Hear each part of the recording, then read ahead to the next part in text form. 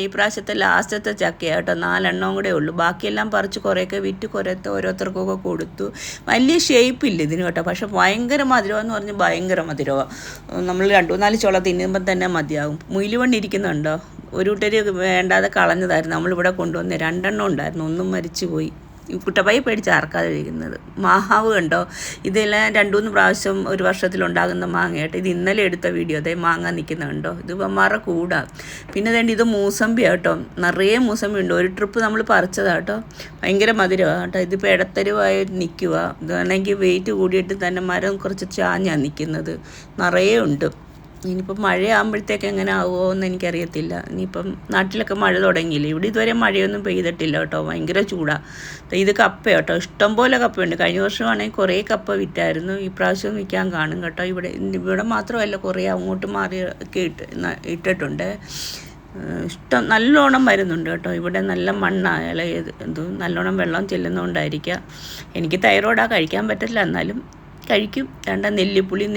പുളി ഐറ്റംസിനെല്ലാം ഇവിടെ നല്ല മാർക്കറ്റ്. ഇവിടെ മാർക്കറ്റ് എന്ന് വെച്ചാൽ ഇവിടെ ഞാനൊരു കടയിൽ കൊടുക്കാറുണ്ട്. അവിടെ ഇത് ലോലിക്ക എന്നൊക്കെ പറയുമല്ലോ. നോക്കിയേ, ഇത് കോഴി കുഞ്ഞുങ്ങളും ഉണ്ട് കേട്ടോ.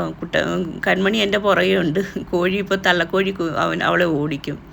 ഇത് പേര, മാങ്ങ, ഇഞ്ചി, നമ്മുടെ പൂവൻകോഴിയൊക്കെ നടക്കുന്നു. ഡ്രാഗൺ ഫ്രൂട്ടൊക്കെ ഉണ്ട്. പക്ഷേ ഈ വർഷമാണെങ്കിലുണ്ടല്ലോ, നമുക്ക് കുറച്ച് വർക്കൊക്കെ കൂടുതലായതുകൊണ്ട് വരവും ഒക്കെ വളമൊന്നും ഇതുവരെ ഇട്ടതും ഒന്നുമില്ല. ഇനി മഴയാകുമ്പോൾ എല്ലാം നോക്കണം. പക്ഷേ ഉണ്ടല്ലോ, നമ്മുടെ ഈ തിരക്ക് പിടിച്ച ജീവിതത്തിൽ എനിക്കിവിടെ വന്നുമ്പോൾ ഭയങ്കര ആശ്വാസം. ഇവന്മാരും കോഴിയും താറാവും ഡോഗ്സും ഈ ചെടികളും ഇതിനെയൊക്കെ ഇറങ്ങി നടക്കുമ്പോൾ ഒരു സുഖമാണ് കേട്ടോ. മറ്റേത് നമ്മളെ ജീവിതം എന്ന് പറയുന്നത് ഇങ്ങനെ ഫാസ്റ്റ് ഒരു ലൈഫല്ലേ. ഇതൊരു സന്തോഷം തരുന്ന കാഴ്ചയാണ്, നമ്മൾ നട്ട് വളർത്തിയത്. നമുക്ക് ഇവിടെ വന്ന് നിൽക്കുമ്പോൾ നമ്മൾ നമ്മുടെ വീട്ടിൽ കേരളത്തിൽ നിൽക്കുന്ന പോലെ ഒരു തോന്നല. അതുകൊണ്ട് ഇത് അമ്പഴമാണ് കേട്ടോ. പക്ഷേ ഇതാണെങ്കിൽ നമ്മുടെ നാടൻ അമ്പഴമല്ല, ഹൈബ്രിഡാണ്. ഭയങ്കര മധുരമാണ്. കുഞ്ഞായിട്ട് ഇരിക്കുമ്പോഴും വലിയ പുളിയൊന്നുമില്ല, കറിക്കകത്തൊന്നും ഇടാനാണ്. ഇത് തേണ്ട ഒരു 1 കിലോ പേരയാണ്. പക്ഷേ ഈ സമയത്ത് കുഞ്ഞ് പേരയ്ക്ക, നിറയെ പേരയ്ക്കുണ്ട്. ഇടത്തരം പേരയ്ക്ക ആകത്തുള്ളൂ. മഴക്കാലമൊക്കെ കഴിയുമ്പോഴത്തെ വലിയ പേരയ്ക്ക ആകും. ആണ്ട് ഇവിടെ ഒരു ചെറിയ കുളം പോലെയുണ്ട് കേട്ടോ. ഇതിനകത്ത് ഒരു 7 തവളയുണ്ട് കേട്ടോ. പൂവൊക്കെ ഉണ്ടാകാറുണ്ട് കേട്ടോ.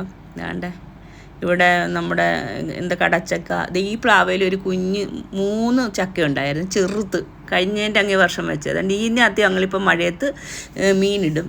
ഇവിടെ പൂക്കളൊക്കെ വളരെ കുറവാണ് കേട്ടോ. പൂവ് വെക്കുന്ന ചെടികളൊക്കെ, പൂവ് ഉണ്ടാകുന്ന ചെടികൾ വളരെ കുറവാണ്. ഇത് അവക്കോട കേട്ടോ, നിറയെ പൂത്ത് ആകെ 3 കായോ 2 കായോ ഉള്ളൂ. ഇത് മുരിഞ്ഞ. അതുകൊണ്ട് ഇവിടെ ചീരയും വിത്തുമൊക്കെ പാകിയൊക്കെ കോഴി കയറാതിരിക്കാനാണ് ഇങ്ങനെ വെച്ചേക്കുന്നത്. മഞ്ഞൾ നട്ടിട്ടുണ്ട്. ഈ വർഷം എനിക്ക് 5 കിലോ മഞ്ഞൾ കിട്ടിയായിരുന്നു കേട്ടോ, പൊടിച്ച് ഞാൻ വെച്ചിട്ടുണ്ട്. അതുകൊണ്ട് ഇത് കമ്പിളി നാരങ്ങ. ഈ വർഷം ഇത് വെട്ടി നിർത്തിയേക്കും, അതുകൊണ്ട് കുറച്ചേ ഉള്ളൂ. കഴിഞ്ഞ വർഷം ഒരുപാടുണ്ട്, നല്ല റോസ് നിറമുള്ളതാണ്. കഴിഞ്ഞ വർഷം ഒരുപാടുണ്ടായിരുന്നു. ഈ പ്രാവശ്യം വളരെ 5-8 എണ്ണം അങ്ങണ്ടേ ഉള്ളൂ. പിന്നെ നാരകം, നിറയെ നാരങ്ങ ഉണ്ട് കേട്ടോ. ഇതേല പച്ച ഇലയുടെ നിറത്തിൽ തന്നെ നിൽക്കുക, നിറയെ നാരങ്ങ ഉണ്ട്.